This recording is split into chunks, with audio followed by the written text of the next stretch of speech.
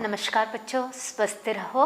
बच्चों, आज गद्यभाग तीसरा चैप्टर निंदा रस के बारे में जानकारी लेंगे। निंदा रस पाठ का लेखक है हरिशंकर परसाही। हरिशंकर परसाही जी हास्य और व्यंग्य लेखक है। हरिशंकर परसाही जी का जन्म मध्य प्रदेश के होशंगाबाद जिले के अंतर्गत जमानी नामक स्थान में 22 अगस्त 1924 में हुआ।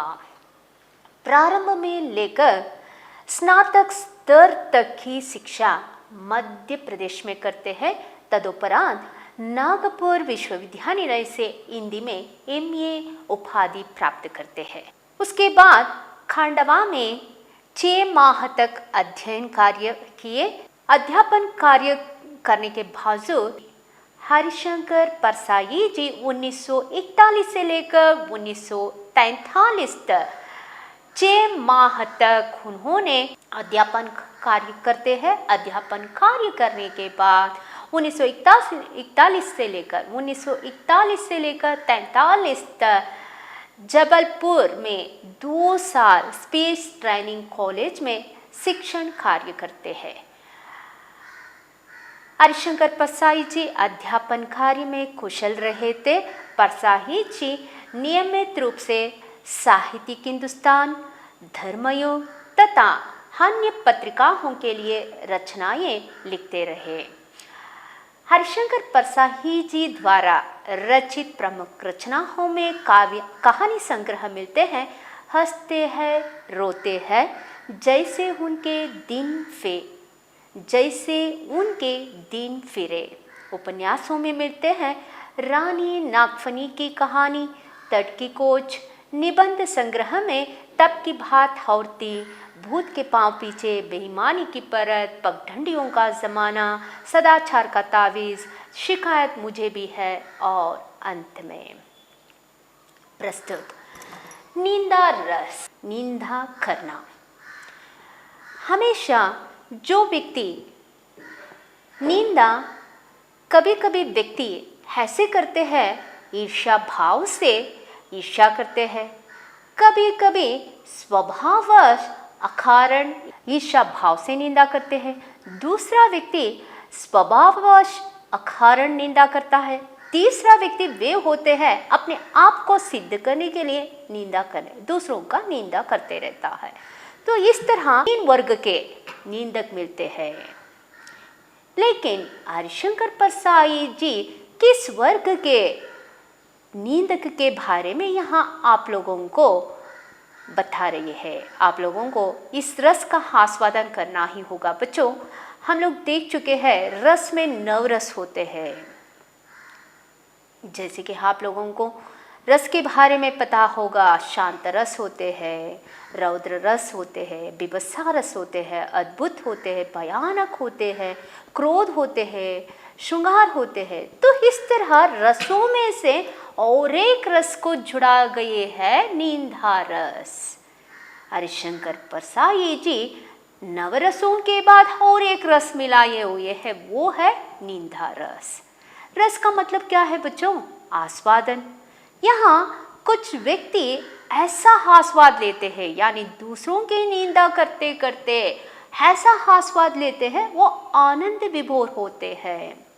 तो अपने आप को संतुष्टि बनाने के लिए, अपने आप को संतुष्ट रखने के लिए हमेशा दूसरों का निंदा करना ही उनका कार्य होता है। तो ऐसे निंदा करने वाले एक व्यक्ति के बारे में यहाँ जानकारी दे रही है। वह व्यक्ति कोई दूसरा नहीं है, हरिशंकर परसाही जी के एक दोस्त है क। उसका नाम यहाँ संबोधित नहीं हुआ है, बल्कि क नाम दिए गए हैं। का नाम संबोधन मित्र, बड़ा निर्दोष, सहज स्वाभाविक, मिथ्यावादी मित्र है। वही इस निंदा रस व्यंग्य रचना में निंदक है। आगे देखेंगे तो दूसरा व्यक्ति मिलते हैं ग मित्र। लेखक हरिशंकर परसाही जी के ही मित्र है। पहला मित्र को देखा हम क मित्र है, जो मिथ्यावादी है और बड़ा निर्दोष है। दूसरा मित्र है ग, दूसरा मित्र है और खुद लेखक है। यहाँ लेखक क मित्र के बारे में, उनका सहज स्वाभाविक मित्यवादी निर्दोष व्यक्ति के बारे में बताने जा रही है। बच्चों, यहाँ थोड़ा बहुत हमारे लिए हास्य मिलता है तो दूसरी तरफ व्यंग्य है, क्योंकि हमें समझना चाहिए निंदक अगर दूसरों के बारे में अगर हमेशा सोचता रहता है, कभी उसके बारे में सोचता ही नहीं है। इसलिए यहाँ हरिशंकर परसाई जी उसके उदारता को यहाँ प्रकट करते हैं। अपने आप के बारे में न सोचकर हमेशा दूसरों के गलतियों को सुधारने में तत्पर रहने वाले ऐसे निंदक के बारे में यहाँ बताने जा रही है। उसके बारे में आज हम लोग जानकारी लेने जा रही है। बच्चों, आप लोग भी इसका आस्वाद ले लो, हंसी के साथ ले लो। जहाँ व्यंग्य होता है, हमारे गलतियों को सुधारने का वहाँ अवकाश मिलता है, वहाँ गलतियों को सुधारने के लिए कोशिश करो बच्चों। चलो हम लोग देखेंगे पेज नंबर 25 में हम लोग हरिशंकर परसाई जी क मित्र के बारे में हमें क्या जानकारी दे रही है।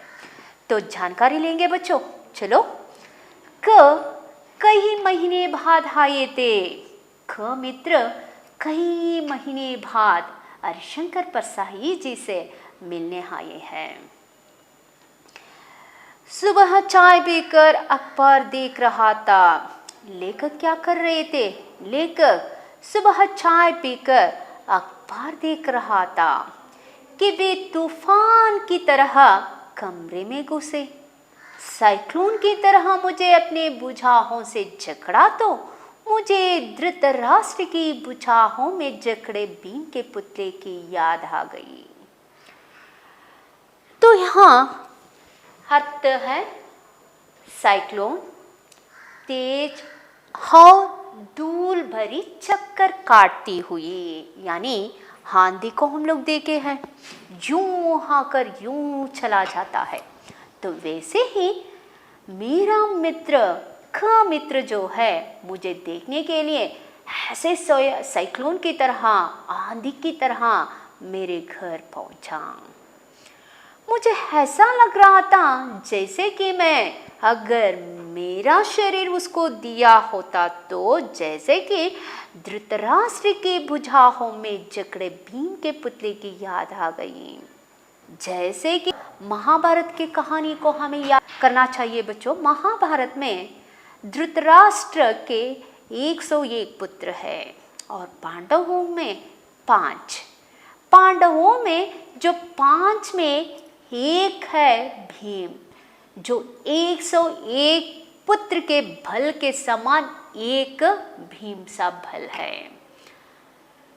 इधर भीम का बल को, यानी भीम को कोई भी हरा नहीं सकता था। 101 का बल जो है वो पूरा भीम में समा गया था। उसको हराने का साहस कोई भी नहीं कर सकता था। धृतराष्ट्र को यहाँ इतना उस पर क्रोध था, भीम को जैसे भी हो उसे मुझे दमन करना ही होगा, उसे हराना होगा, उसे मार मिटाना होगा, यानी उसे मारना होगा। तो जैसे ही धृतराष्ट्र जन्मांध है, लेकिन उसमें इतना अतीन्द्रिय शक्ति समा गया था बच्चों, उनका दृष्टि दिव्य दृष्टि था। वो देख नहीं सकता था, अगर देखता होता तो भीम को एक ही क्षण में उसे चूर चूर कर देता था। तो इसलिए धृतराष्ट्र हमेशा इसलिए उस समय को वो प्रतीक्षा कर रहा था, जैसे ही भीम धृतराष्ट्र के बाहुबल में आ जाता तो तुरंत उसके बाहुबल में वो चूर चूर हो जाता था। तो यहाँ कामित्र को धृतराष्ट्र से तुलना करते हुए कह रहे हैं, अगर मेरा कामित्र मुझ में इतना द्वेष रखा है, इतना मुझसे द्वेष करता है, इतना ईर्ष्या करता है, इतना मुझसे गुस्सा है, वो मुझे अगर उसके बाहुबल में मैं आ गया होता तो वह मुझे चूर चूर कर देता। तो इसलिए यह सोच रही है जिस तरह धृतराष्ट्र के सामने भीम का पुतला बनाकर धृतराष्ट्र को दे दिया गया, धृतराष्ट्र अपने क्रोध को मिटाया, वैसे ही मैंने अपने कांटिली शरीर को मुझे उसे सौंपना पड़ा, मित्र को मुझे सौंपना पड़ा। यहाँ हरिशंकर परसाई जी यह सोचते हैं, अगर व्यक्ति की भावनाओं में भी कांटिली यानी चुभते हुए कांटे होते तो कांटिली जैसा होता तो उसे चुभता था, तब उससे हम लोग स्वतंत्र होते और सुरक्षित होते। तो यहाँ मित्र को मुझे मेरा शरीर सौंपना ही पड़ा। मुझे पता था मित्र एक बड़ा निर्दोषी है, सहज स्वाभाविक मिथ्यावादी है। फिर भी मुझे जैसे ही सुबह सुबह मुझे मिलने आया तो तुरंत मुझे अपना भावों को यानी अपने शरीर को उसे आलिंगन के लिए देना पड़ा। जैसे कि मैंने अपने शरीर को नहीं बल्कि जिस तरह धृतराष्ट्र के क्रोध को मिटाने के लिए भीम सा पुतला उसे दे दिया गया, तो तुरंत उसे कलेजे से लगाकर जिस तरह भीम सा पुतला को चूर चूर कर दिया, वैसे ही मेरे शरीर को कांटिली जैसा बनाकर उसे देना पड़ा। तो आगे बढ़िए। यह धृतराष्ट्र की ही जकड़ थी।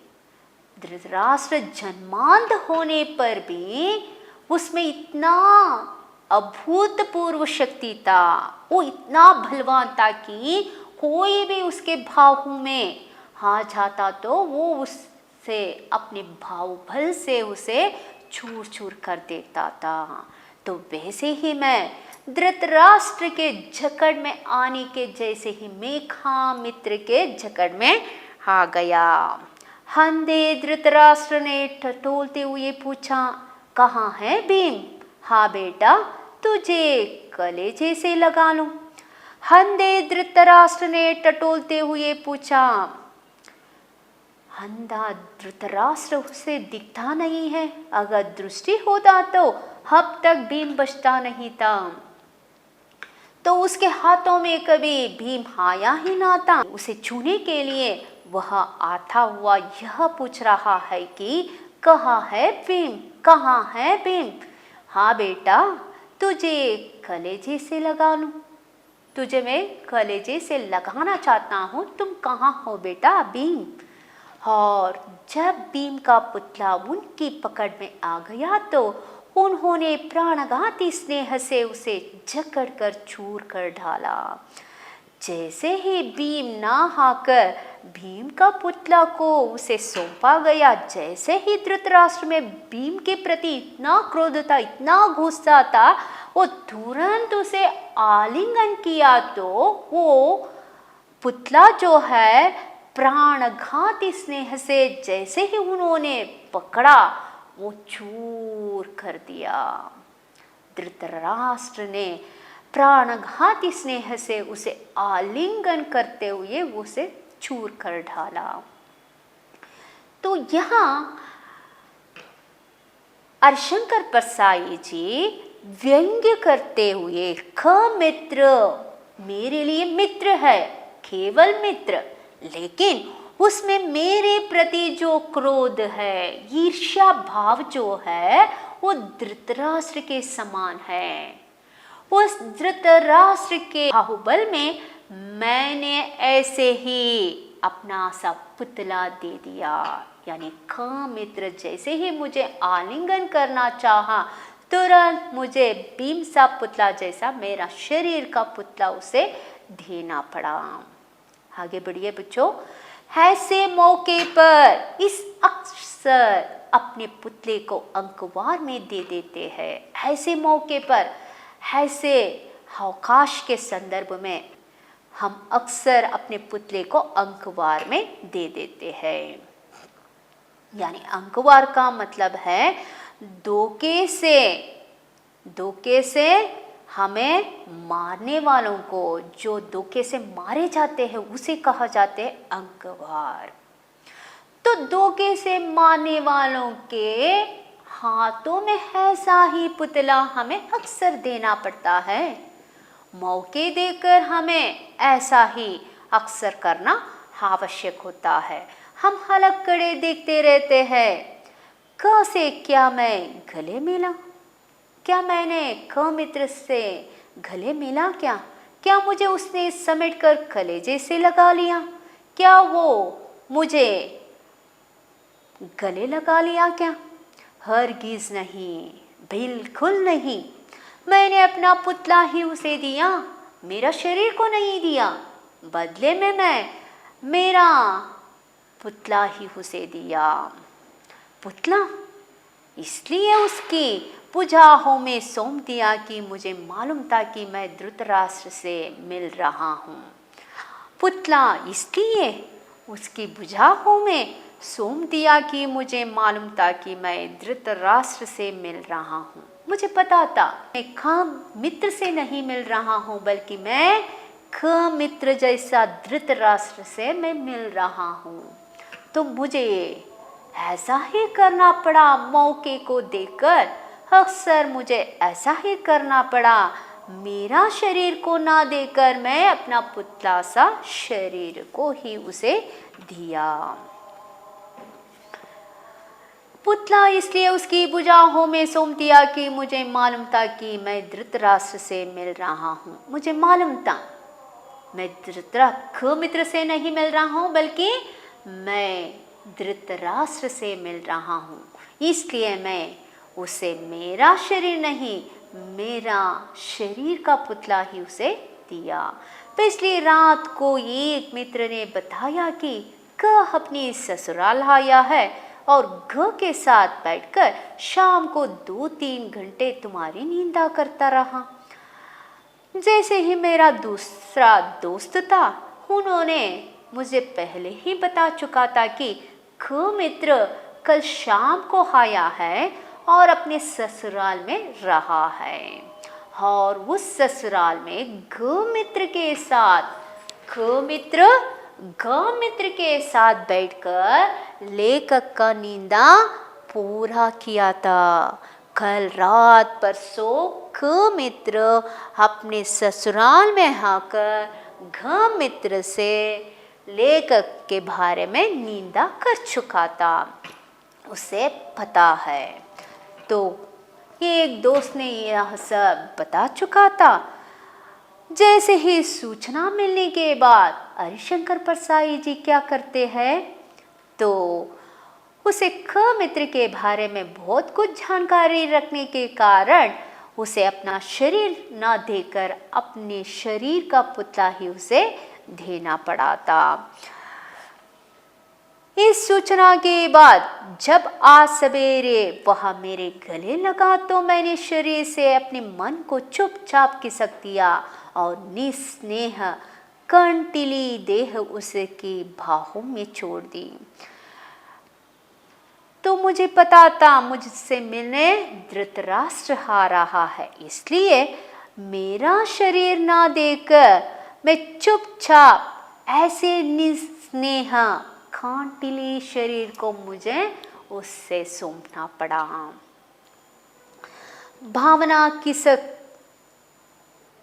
भावना के अगर कांटे होते तो उसे मालूम होता कि वह नागफनी को कलेजे से चिपटाए है।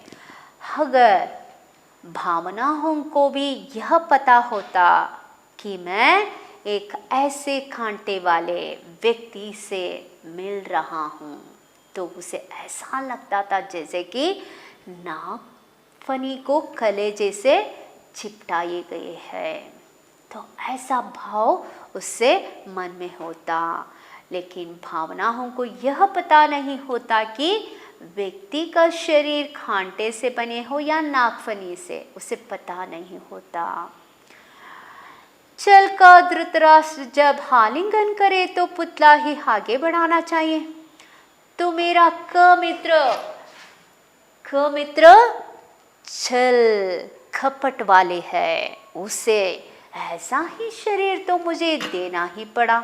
अगर वो आलिंगन करे तो मुझे ऐसा पुतला ही उसे आगे बढ़ाना पड़ा। पर यह मेरा दोस्त अभिनय में पूरा है। क मित्र तो अभिनय में नंबर 1 है। उसके आंसू भर नहीं आई, उसके आंखों में आंसू तो नहीं आई, बाकी मिलन के हर्षोल्लास के सब चिन्ह प्रकट हो गए। लेकिन मिलन के साथ साथ उन्होंने ऐसा भाव प्रकट किए, उसके चेहरे में हर्षोल्लास दिख पड़ा।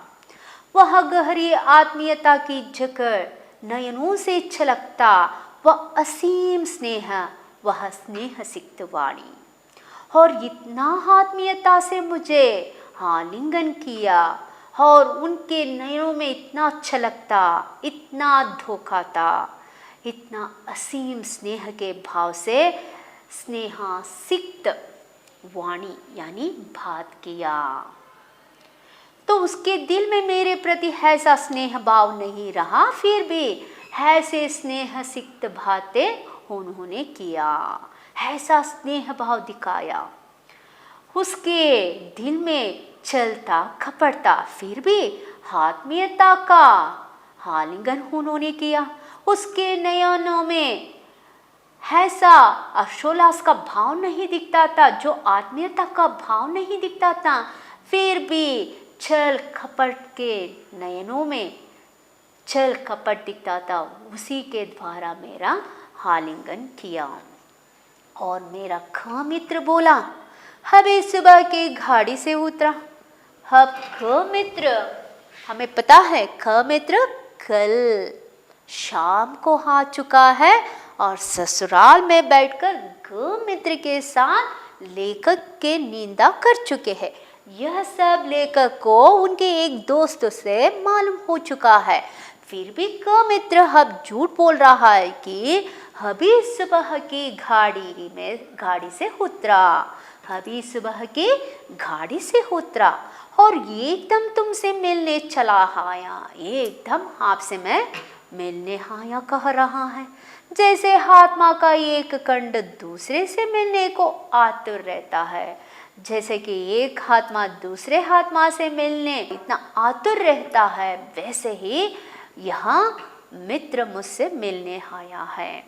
आते ही झूठ बोला खम्बख्त, आते ही खम्बख्त मुझसे इतना झूठ बोला, मैं अभी सुबह गाड़ी से उतरा। कल कहाँ आया है यह मुझे मेरा मित्र बता गया था। मेरा मित्र से मालूम हो चुका है कि वो मित्र यानी ख मित्र कल शाम को आ चुका है, लेकिन अभी बता रहा है का मित्र अभी सुबह जैसे ही गाड़ी से उतरा वैसे ही तुरंत उससे मिलने आया। कुछ लोग बड़े निर्दोष मिथ्यावादी होते हैं।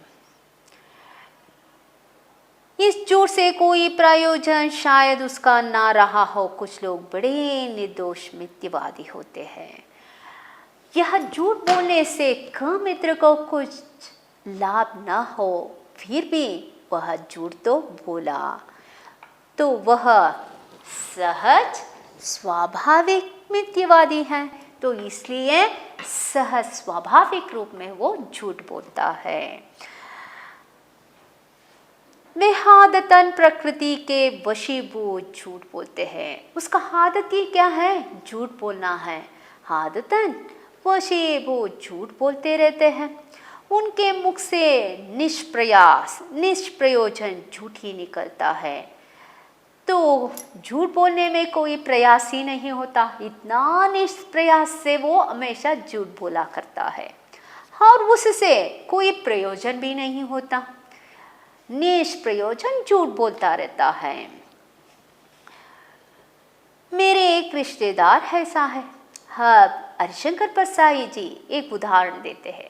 उसका एक रिश्तेदार है, जैसे ही वे अगर बम्बई जा रहे हैं और उनसे पूछे तो वे कहेंगे कलकत्ता जा रहा हूँ। अगर उनसे पूछिए आप कहाँ जा रही हैं, वे तो बम्बई जा रहे होते हैं, लेकिन हमसे झूठ बोलते हैं कि हम कलकत्ता जा रही हैं।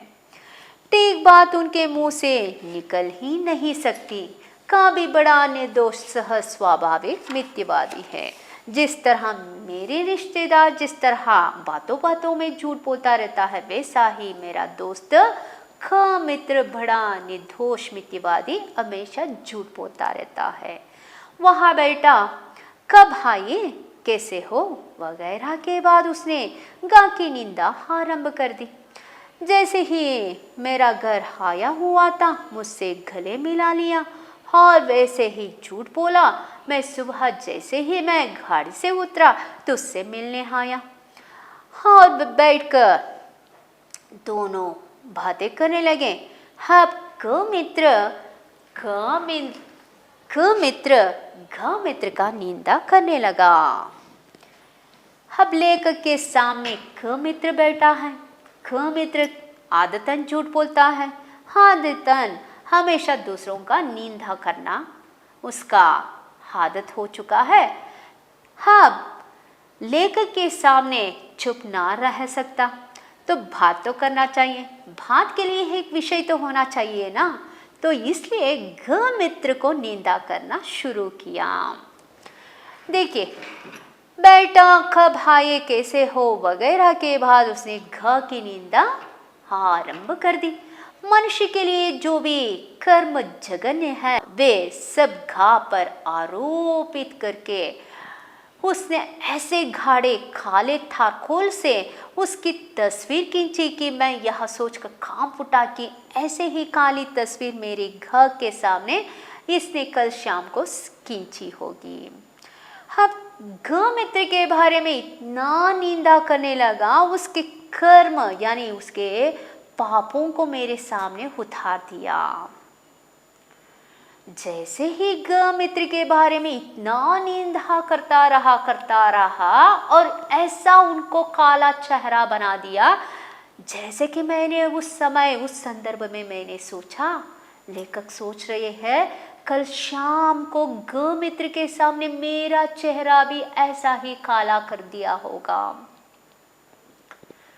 तो मेरा काला पहचान उन्होंने बना दिया होगा, ऐसा सोच रहे हैं।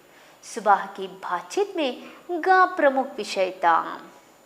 तो ख मित्र का हर एक दिन की दिनचर्या होते हैं, जैसे कि सुबह ये काम करना चाहिए, शाम को ये काम और रात को ये काम।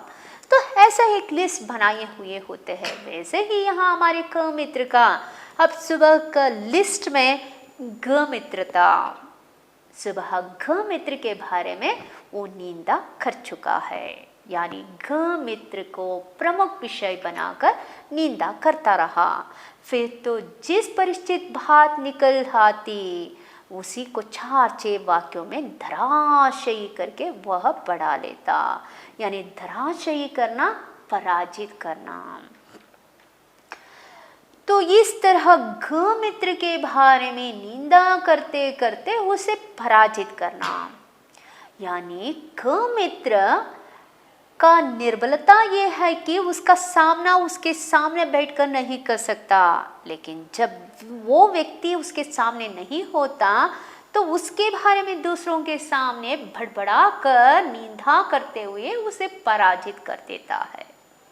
तो ऐसा बलहीन निर्बलता का व्यक्ति आदतन झूठ बोलने होते हैं, निंदक होते हैं। वो व्यक्ति कोई और नहीं है, क मित्र है। तो क मित्र के बारे में यहाँ हमें बहुत कुछ जानकारी आज हरिशंकर परसाई जी द्वारा बहुत कुछ जानकारी हमें प्राप्त हुआ है। बच्चों, आज के लिए यहाँ अध्ययन समाप्त होता है। इसके संदर्भ में हम लोग आज के अध्ययन के संदर्भ में जो एक शब्द या वाक्यांश में उत्तर मिलते हैं उनमें से अगर पहला प्रश्न देखेंगे तो धृतराष्ट्र की भुजाओं में कौन सा पुतला जकड़ा गया था? उत्तर है बच्चों भीम की पुतला। पिछली रात क घ के साथ बैठकर क्या करता रहा? पिछली रात क घ के साथ बैठकर निंदा करता रहा। कुछ लोग आदतन क्या बोलते हैं? कुछ लोग आदतन झूठ बोलते हैं। तो यहाँ तक एक शब्द या वाक्यांश का उत्तर मिलते हैं बच्चों। आगे जाएंगे तो 3-4 वाक्यों में धृतराष्ट्र का उल्लेख लेखक ने क्यों किया? तो बच्चों पेज नंबर देख लो। पेज नंबर आपको 25 में मिलेगा। क मित्र जो है एक बड़ा निर्दोषी सहज स्वाभाविक मिथ्यावादी है। क मित्र जैसे ही लेखक को मिलने साइक्लोन की तरह आंधी की तरह जैसे ही लेखक के घर आते लेखक को आलिंगन करना चाहता है, तब लेखक को इसके बारे में क मित्र के बारे में पहले ही जानकारी रखने के कारण उसे ऐसा लगा जैसे कि धृतराष्ट्र भीम को आलिंगन करना चाहता हो, ऐसा लगा। तो धृतराष्ट्र अति इंद्रिय दृष्टिकोण रखने वाला बहुत ही बलवान और पराक्रमी है और उसके भावबल में उसके क्रोध में आने वाला कोई भी व्यक्ति हो वो चूर हो जाता है।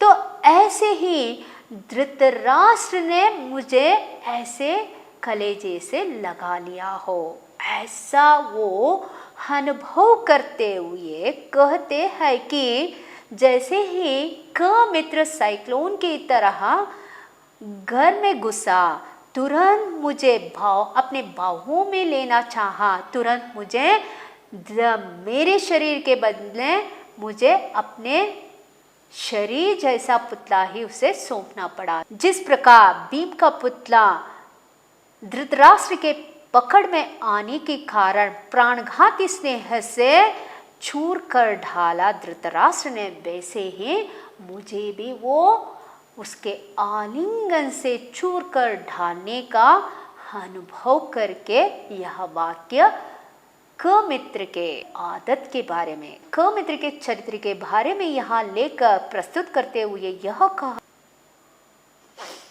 इसके साथ हम लोग आगे देखेंगे तो ससंदर्भ स्पष्टीकरण कीजिए। आ बेटा तुझे कलेजे से लगा लूं। तो इस वाक्य को हरिशंकर परसाई द्वारा रचित नींदारस पाठ से लिया गया है। प्रस्तुत वाक्य को लेखक अपने क मित्र के बारे में बता रही है। हाँ बेटा तुझे कलेजे से लगा लूं। तो यह लेखक क मित्र के बारे में व्यंग्य करते हुए यह बता रही है, क मित्र जैसे ही सुबह आते ही लेखक के घर पहुंचकर उसे यह कहता है, मैं सुबह ही जैसे ही गाड़ी से उतरा तुझसे मिलने आया, कहते हुए आलिंगन करना चाहता है। तब लेखक को उस निर्दोष और सहज स्वाभाविक मिथ्यावादी के बारे में जानकारी रखने के कारण उसे ऐसा अनुभव हुआ जैसे कि मेरा शरीर धृतराष्ट्र के हाथों में पहुंचा जा रहा हूं। तो इसलिए जैसे ही धृतराष्ट्र अपनी ईर्ष्या भाव से, अपने द्वेष से मुझसे आलिंगन करने के लिए यह कहा जाता है जैसे कि आ बेटा तुझे कलेजे से लगा लूं, वैसा ही यहाँ धृतराष्ट्र जिस तरह महाभारत में भीम के ऊपर इतना द्वेष रखता होता है और इतना क्रोध होता है, उस क्रोध को मिटाने के लिए उसे एक बार गले से लगाना चाहता है, तब उसके भीम का शरीर को देने के बदले भीम सा पुतला देने के बाद धृतराष्ट्र में रहे क्रोध जिस तरह मालूम होता है, वैसे ही मेरे मित्र को मेरे शरीर के बदले मुझे मेरे खांटिली शरीर को बनाकर उसे देना पड़ा। अगर भावनाओं में भी खांटिले का अनुभव होता तो आज भावनाएं भी यह समझ लेते थे कि दूसरों के भावनाओं में कितना खांटिले भाव होते हैं। अगर ऐसा कभी भी नहीं हो सकता था, जो व्यक्ति यह नहीं कर सकता था। तो इस अर्थ में आज हम लोग अध्ययन समाप्त कर चुके हैं बच्चों। वीडियो देखने के बाद, सुनने के बाद आपको अभ्यास पुस्तिका को पूरा करना ही होगा। आप लोग अभ्यास पुस्तिका पूरा करो बच्चों। स्वस्थ रहो, खुशी से रहो। धन्यवाद।